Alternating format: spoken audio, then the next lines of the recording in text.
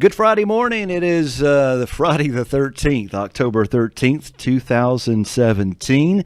You're tuned to 105.5 FM, 1320 AM, cable TV channel 25, and worldwide at country.am. And as usual on Fridays at this time, we have Sheriff Derek Palmer to talk about what's going on with public safety and other events around the area that are noteworthy. Good morning, Sheriff. Good morning. How are you? Good. How are you on this fine Friday the 13th? I'm doing well. I'm kind of rested up a little bit from last weekend, but I'm doing good this weekend. Last week, that was a pretty busy weekend, It right? was a very busy weekend. Yeah, I was the Vietnam Wall, traveling through Murphy, and we spent most of the weekend there. Of course, it did rain on Sunday, as you remember. It came a kind of a deluge when the tropical storm come through on Sunday evening. But then back Monday morning again, even though it was muddy, it was still pretty on Monday, and a lot of people came out on Monday too. It was amazing how many people attended that on those nice, pretty days. When they were tearing the wall down on Monday at 2 o'clock, trying to get it out to go to the next place, we were having to shut the gate and still turning people away. There were still people coming, and I think we could get it up a week and still had steady traffic coming in all week long. There's people coming from everywhere. Yeah, other states. The husband and wife that were sitting next to me, I think they came from Florida to see it, and they showed me a picture of it's either their son or grandson who they were there to pay tribute to. So. There were a lot of people from the Atlanta area and from Alabama and Tennessee and Florida, and I think I met a few from South Carolina that was there, and it was amazing to me that people traveled that far to come view the wall, but there were people from all over that came. I think I might have shared this with you the other day, but one thing that really, it didn't dawn on me until we started putting the wall up on Thursday. One of the first groups of people that came through after lunch on Thursday was some elderly folks that were in wheelchairs and walkers and things of that nature. And I think one woman had a brother that was on the wall, and another one had, there was an elderly person there that had a son that was on the wall. And they were trying to find them, and it dawned on me that we have people all over the area that was affected by the Vietnam War that has loved ones and relatives that's on the wall there in Washington, but can't go there for whatever reason, whether it's financial reasons or physically they can't go, can't make the trip, whatever, and they may not have ever been able to go to Washington and see the wall in person. And so this was just a good opportunity for them to come and experience that. It was a very humbling experience to me just to be there and be in the presence of that level of respect and love, and especially when the family members spoke and talked about their family members who had passed away. Their names were on that wall, so just hearing our locals talk about their family, and that was a very surreal moment for me. I want to speak just a moment about that too, about our children, about our youth in the area. We had the opportunity there on Friday and again on Monday of Cherokee County students from the school system and staff coming and bringing the kids. There's bringing bus loads of kids at a time in. Also, the Learning Center had their kids come over, and different school age groups came. But I noticed that through Friday, they were there almost all day Friday, different groups coming in and out till after 3.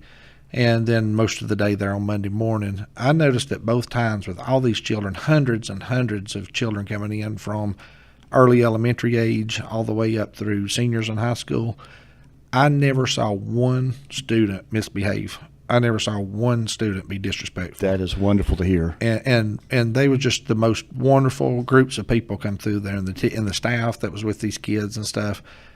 These kids showed respect. They showed honor.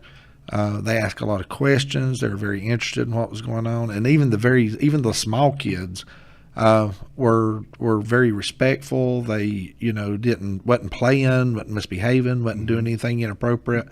As a matter of fact, one thing it kind of brings a tear to your eye, did me anyway, is there was a veteran there on Friday when all the kids were there, and he was kind of standing off in the grass by himself, away from the wall. And I had spoken with him and asked him if he needed any help or anything. I thought he was just having trouble getting there because of all the kids in the area. And he said, no, I'm just standing back here, just trying to gather my thoughts and trying to remember some stuff, whatever. And so I just kind of excused myself and left. And as I walked away, I was standing off to the side, probably about 20 feet or 30 feet away from him. There was this kid that was probably third grade, fourth grade maybe, was at the wall, and they left their line. And when they left their line, they walked away out of their line and walked across the grass to the veteran and shook his hand and thanked him for his service. Oh, wow. And this man tears started streaming down his face. And he said, I can't believe that our children still remember. I can't believe they still show respect. And I can't believe they still honor veterans like that. And for him, it was a kind of a healing moment for him, I think. He was one of these guys that came back from Vietnam that was expecting heroes welcome. Right. And when he came back, he didn't get that. He got what typical Vietnam veterans got when they came back from overseas. And I think just all these years later, just having children come and thank him for his service, I think that meant the world to him. It healed some wounds there. Certainly did. There was just so many experiences like that. Just so many good things that we saw over the course of the week. It was a wonderful weekend, and I'm so glad we had the opportunity to have the moving wall back in our Murphy area. I didn't get to go to the first time it was here, but this time I was so honored to be there and have video equipment there to make that possible. If anybody wants to watch the ceremonies that happened, you can go to our Facebook page, click on videos. There's a link for all of our videos that we've done, and you can watch the video of that. And you can even watch Sheriff Palmer flying our drone. He was our pilot. Tim was supposed to be our lookout for helicopters coming. I was supposed to be. Yeah. I was preoccupied. Yeah, I told Tim, for those of you that's never flown a drone or know anything about it, there's either your cell phone or a tablet you actually look at while you're flying this drone. And so I was looking at this tablet, and I said, now, Tim, we've got Life Force coming in here pretty quick. I said, you're going to have to watch for helicopters for me because I will have to get this thing out of the way and when it comes. And he's like, okay, I'll watch for you. I'll let you know when it's coming. And so I'm flying along and just kind of flying over the event and looking at things. And all of a sudden, this guy sticks his head around the corner, and he said, you might want to move that drone. We got a helicopter getting ready to land. And I said, Tim, you're supposed to be watching helicopters for me. I was looking the wrong directions. I was looking toward Andrews, and the Life Force came in from behind us on the stage. But luckily, there was no incidents there. Yeah. We lowered the drone, and Life Force landed, and got some good footage there. Roger and Pat have a beautiful place over there, and I enjoyed just going through the Band of Brothers Veterans Park. They've spent a lot of time, a lot of effort over there, and I would just want to thank Roger and Pat for all the hard work they do over there. And I tell you, I know Roger. He spent a lot of time on that park and a lot of time on the equipment and all those things down there. But I will tell you this: Pat Swanson worked her tail end off this weekend. I can tell. She really put a lot of effort, a lot of work, a lot of sweat into that. And even through the course of the weekend, she did tours. She was there almost all day, every day. She did tours for all the children that come through. She did history lessons with them. She ran, did errands. I mean, you name it, she did it down there. And so, she gave us a Facebook Live tour as well. She did. And I just want to thank her for all the hard work that she put into that. She really did a great job. And by the way, folks watching our cable TV channel 25 right now, that channel's going in and out this hour. The cable company, I talked to them a little bit ago, and they're doing some work on their end in Peachtree. So if it goes in and out, please pardon the interruption while they do their maintenance there. You can always tune into our radio channel, 1320 AM, 105.5 FM, or listen to our show online should that go out again. I just noticed it just came back on, and it's not a funny. Well, I'm glad you cleared that up because I asked my sister this morning if she paid the cable bill because TV kept going out. So. Kept on going out. All right, let's see. We have other things coming up. We have Running with the Law coming up on the last Saturday of this month, correct? Right, it is. The 28th? The 28th, I believe is when that is. At 6:30. Tell us about what that event entails and the course. Well, typically, our victims advocacy unit that works with domestic violence victims, works with all kinds of victims, but primarily domestic violence victims and victims of violent crime, they put on this event, a kind of a partnership of not only raising donations and raising funds, but also to partner the community with law enforcement. And so what we do is we start there at the sheriff's office. The course goes through down by the pool and wellness center, up through town, through the center of town, and back around to the sheriff's office, and ends back up to the sheriff's office. but that's escorted by law enforcement. Intersections are blocked by law enforcement. I'll typically, and probably will again this year, to keep from having to run, we'll lead it with the patrol car. That's how I keep from running with the law. I keep leading the parade. That Sounds like the perfect plan. Yeah, there you go. Therefore, I can lead the runners out front. And I tell you, we've got some. It's not a competition run. I mean, there is a people who do compete. They like to see how fast they can do the 5K. You know, they're competitive. But if you want to just come walk it, you can come walk the course, and we'll stay there and keep the roads blocked and escort to the last person gets in. And last year, I really didn't understand that we do have some very competitive people who like to run in these things. So as I was leading the parade, they were like about to run at my car and run over it and around it. And so I'm like, I better get out of the way and go on. But they were they did a great job at that last year. But it's kind of a thing when we get back to the sheriff's office there in the parking lot. We do kids runs for different age groups and let them do sprints and compete and give them prizes and things like that. But it's just a way of not only raising funds, but it's also a way of trying to get the public to intervene with law enforcement and kind of build that trust, that relationship between law enforcement and the public. I'm going to try to be there with the camera on that day. I've been warned by several people not to run because people apparently have figured out I'm kind of clumsy. Right. And they don't think I would make it to the very end. So the proceeds for that goes to the Cherokee County Women's Association. It's wives, it's ladies who work at the sheriff's office and wives of those that work at the sheriff's office.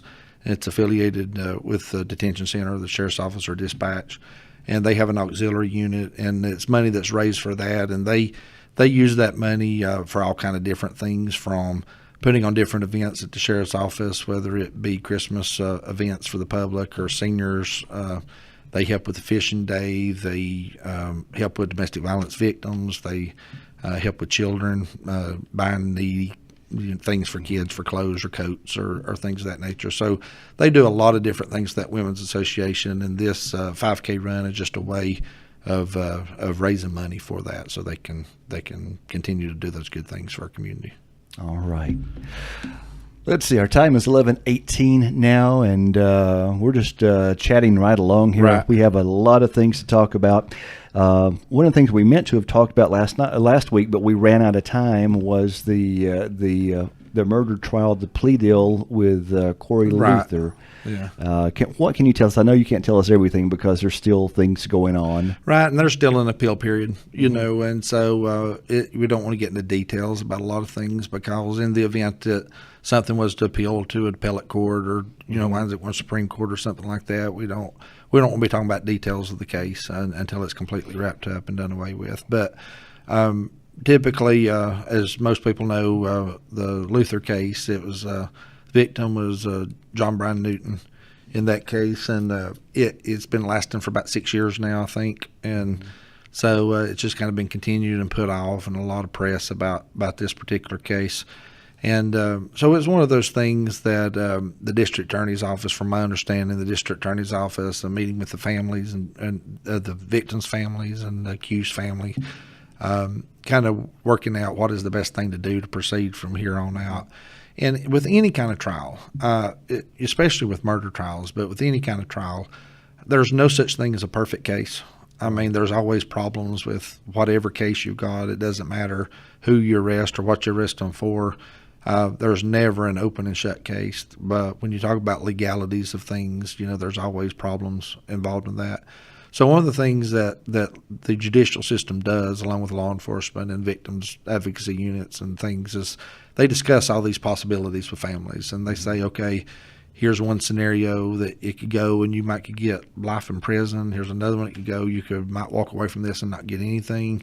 Here's all the things that happen in between, depending on if this is evidence is suppressed or that is suppressed, or if this gets through or that gets through. And so really, when you go to trial and you're especially looking at a capital murder case, and you're looking at either when there's a death penalty involved or a possibility of life imprisonment, it's one of those things that the accused, along with the victims' families, has to realize what those possibilities are. and what could potentially happen. So if you're the accused, you're looking at it and saying, okay, I could take this plea deal and walk away with 20 years or so, or I could go to trial and I could be like rolling the dice. I could either be found not guilty and walk away with nothing, or I may spend the rest of my life in prison. So do I take the sure thing of what I know I'm going to have to spend, or do I take a chance of spending the rest of my life in prison? Or I could take that chance of walking away. What am I going to do with that? Victims' families are kind of the same way. They're looking at this and saying, okay, if we prosecute this and we don't allow a plea deal and we want this to go to trial, they're also looking at that possibility of the accused could spend the rest of their life in prison, or they could walk away scot-free and not serve any time than what they've already served. So it's one of those things that everybody just has to come around the same table and talk about and figure out what's an appropriate amount of time that both sides are happy with. And that's typically what happens in these type of plea deals. And that's what happened with the Luther case. He served, I think, about 6 years already at the sheriff's office here awaiting trial. I think the sentencing was another, if I'm remembering correctly, it was another 8 to 12 years or something, somewhere along those lines. So he gets credit for the time he served. He gets credit for the time that he's already served. So what would happen is if it was a 20 to 22 year sentence, whatever it may be, they just take the remainder amount of that time as what they would have to serve in prison. So the time they've already served pretrial confinement counts as far as that sentencing structure is involved. So this arrest happened about 6 years ago. Is that the standard normal amount of time to? It is, believe it or not, it is. Those things have been through the appellate courts and through Supreme Court, and what the courts have ruled is that 5 to 8 years, 10 years at times is appropriate for murder trials, awaiting a trial. How they arrived at that and how they determined that, I do not know. I'm not a lawyer. I can't explain all that to you. But I will tell you that the rulings have been that awaiting a murder trial is nothing uncommon to have 5+ years waiting for a trial. Okay. Yeah. Go ahead. Oh, I was actually changing the subject. That's okay. I understand there is a either opening up or has opened up a crime lab in Western North Carolina. They have. What city is that in? It was Skyland, I believe. Skyland? They're in Asheville. Okay. Yeah. So how is that going to benefit our local area, that crime lab opening up? I know we have a lot of delays when we have to send things to the other side of the state. Well, what's happened is with the State Bureau of Investigations that does all the crime analysis for North Carolina, as you remember several years ago, they went through an issue where I don't remember what all the circumstances was, but they had some problems with their lab, and there were some issues there as to things getting done in a timely manner, getting done the appropriate way. I think they had a couple of SBI directors since then, and so it's just a revamp of all of that. It's we used to have a Western Regional Lab along with the Eastern State Lab.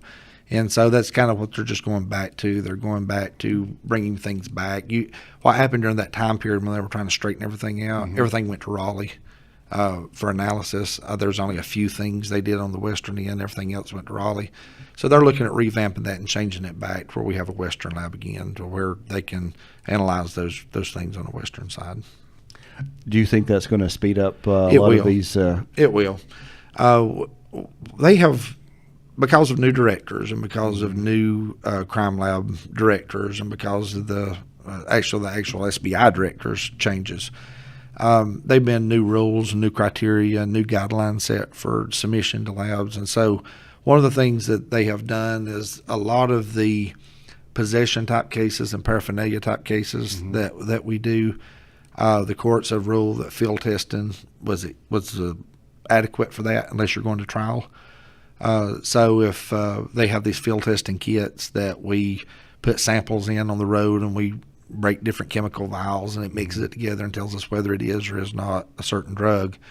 And what the courts are ruling is those things are permissible to use in proceedings unless it's a jury trial or having a criminal trial proceeding. Then you have to have a lab result.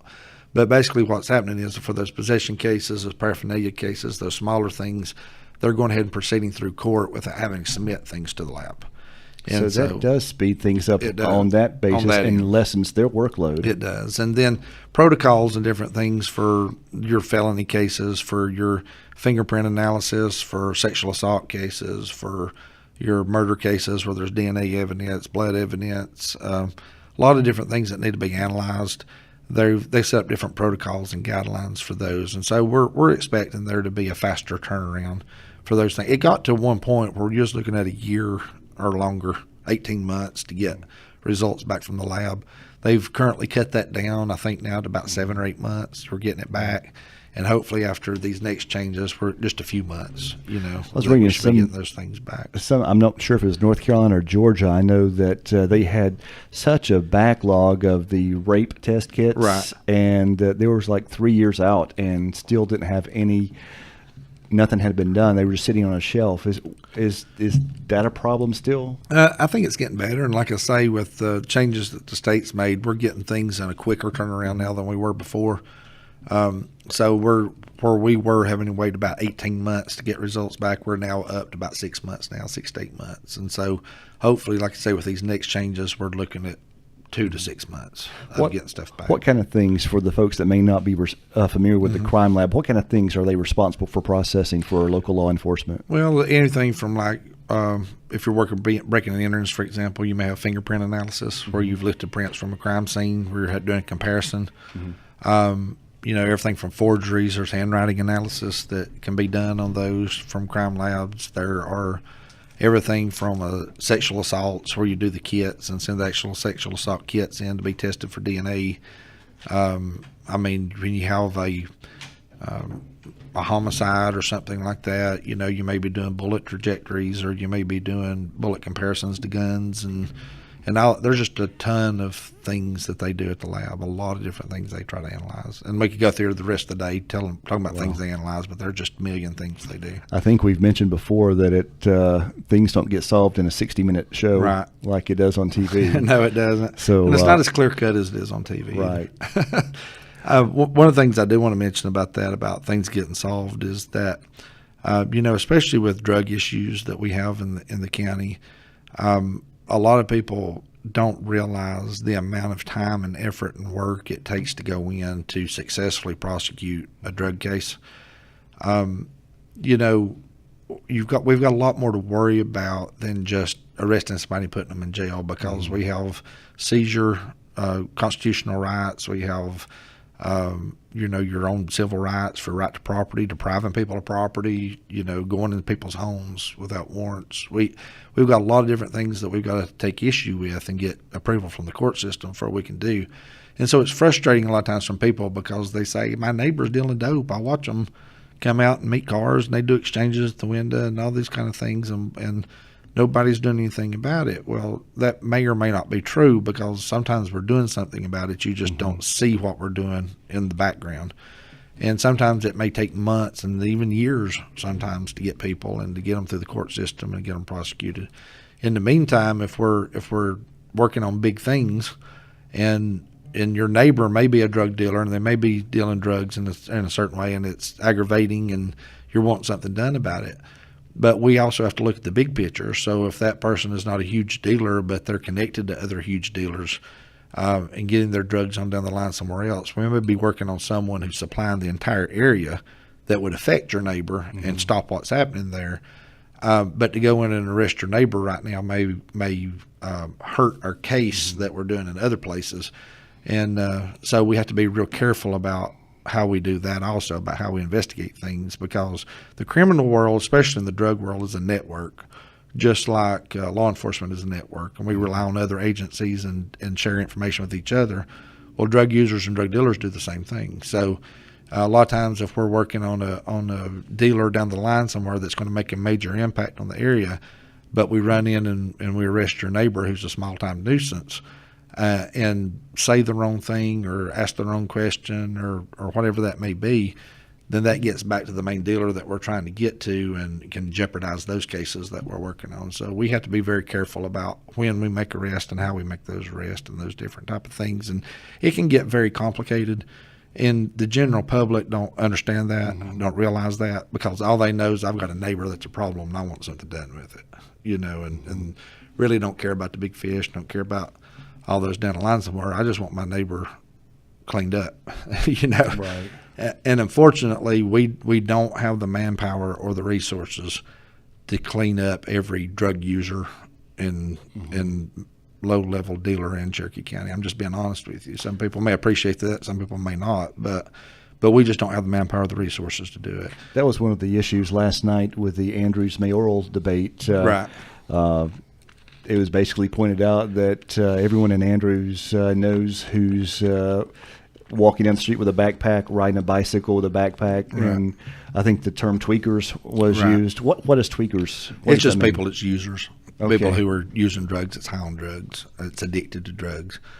And with those type of things, going back to constitutional rights, and let me give you just a little quick example. I know that we could talk about this for another hour, but people say, talking about the backpack issue, because I've been approached about this also about Andrews and Murphy too.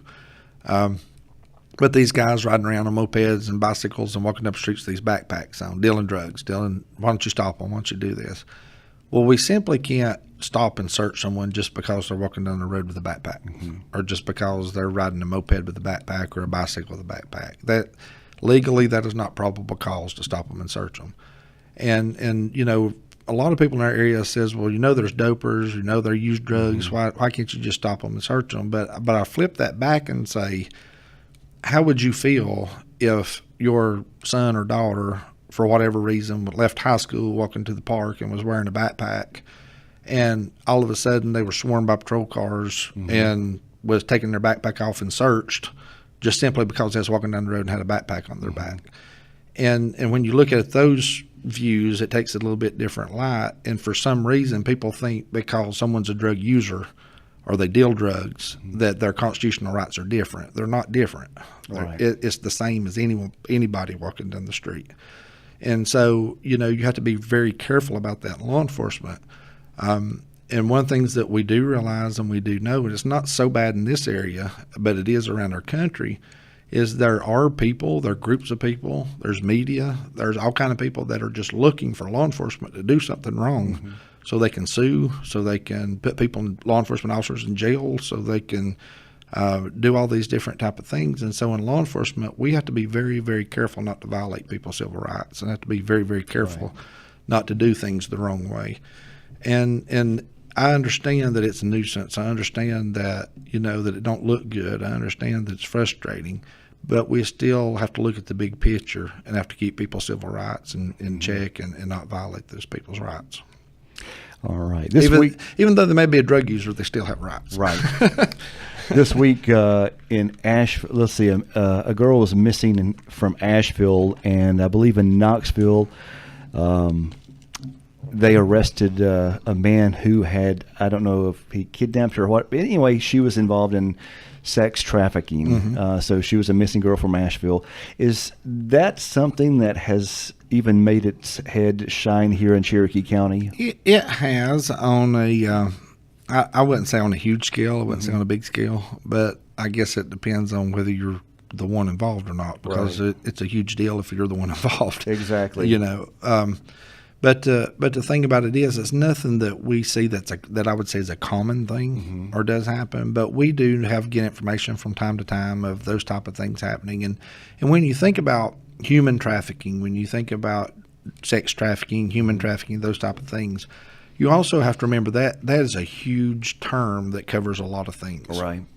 And so if you think about this on the fact of that, even if you have, which we know we have in the area, females in the area who don't have an income, who don't have a support system, who don't have a family, but yet they're staying or living with a drug dealer and performing sexual acts or doing things of servitude, whether it's cleaning houses or whatever it may be, in exchange for drugs, in exchange for favors, technically that's human trafficking. Right. And technically that's within the sex trafficking and human trafficking umbrella. Those doesn't necessarily mean those people were kidnapped. Doesn't necessarily mean that they're held against their will or anything of that nature. It just means that it falls under that umbrella of that. So when I say yes, that does fall under that umbrella, but we don't get any reports or necessarily that I know of people being kidnapped and held against their will.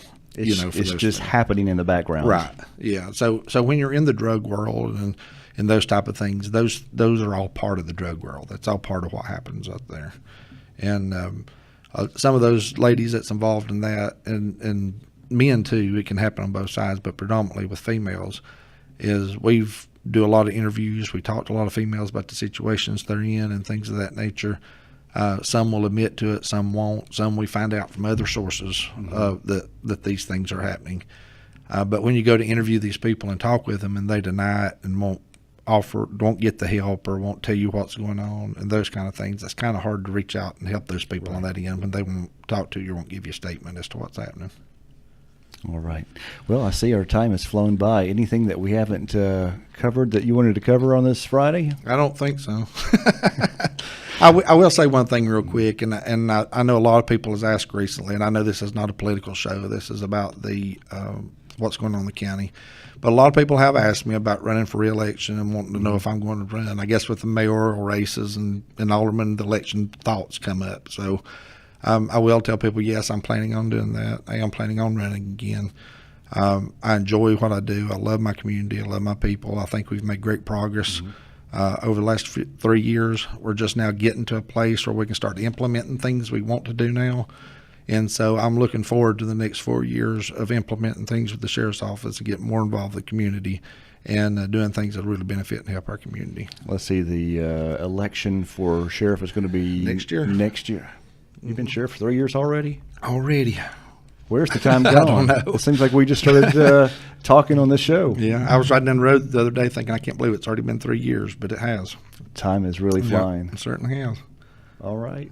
Sheriff, we'll do this again next week, same time, same place. You have a great day. You do the same. It's WKRK Radio, 105.5 FM, 1320 AM, cable 25. Worldwide, we're at country.am.